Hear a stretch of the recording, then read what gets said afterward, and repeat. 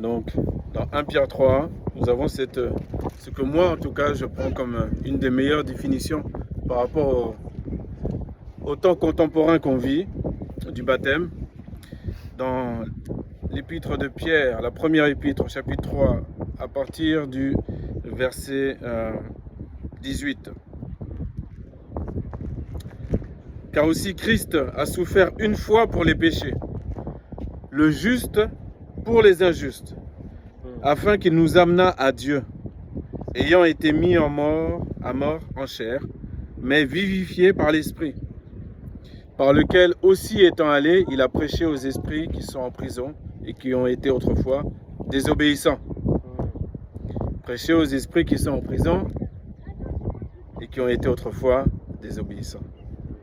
Quand la patience de Dieu attendait dans les jours de Noé, tandis que l'arche se construisait, dans laquelle un petit nombre, savoir 8 personnes, furent sauvées à travers l'eau. Et on sait que l'arche a été grande. Elle pouvait accueillir beaucoup plus. Il y a eu plus d'animaux sauvés que d'êtres humains. Et aujourd'hui, les êtres humains pensent être plus intelligents que les animaux.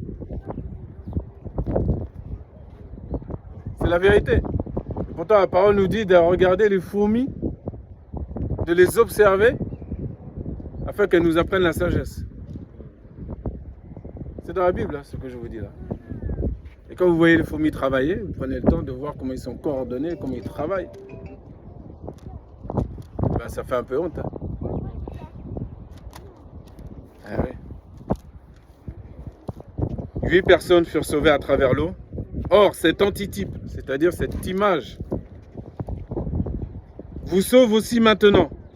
Ça te sauve maintenant. Antonio. C'est-à-dire le baptême.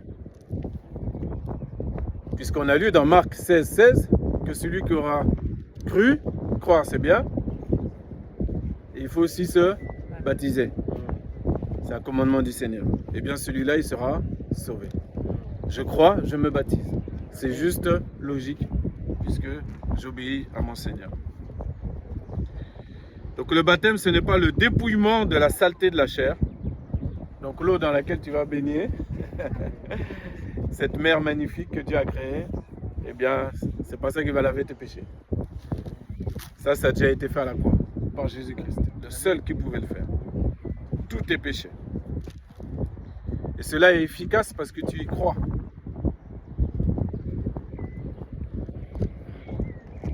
Et Jésus-Christ est venu pour tout le monde.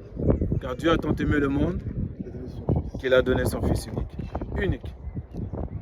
C'est-à-dire qu'il n'y en a pas un autre comme lui. Il y en a qui ont essayé de l'imiter, mais ils ont mal tourné. Il n'y a eu que des brigands, que des charlatans.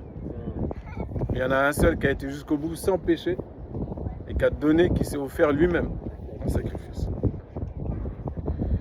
Alors ce n'est pas le dépouillement de la saleté de la chair, mais c'est la demande à Dieu d'une bonne conscience par la résurrection de Jésus-Christ qui est à la droite de Dieu, étant allé au ciel, ange et autorité et puissance lui étant soumis. Amen. Amen.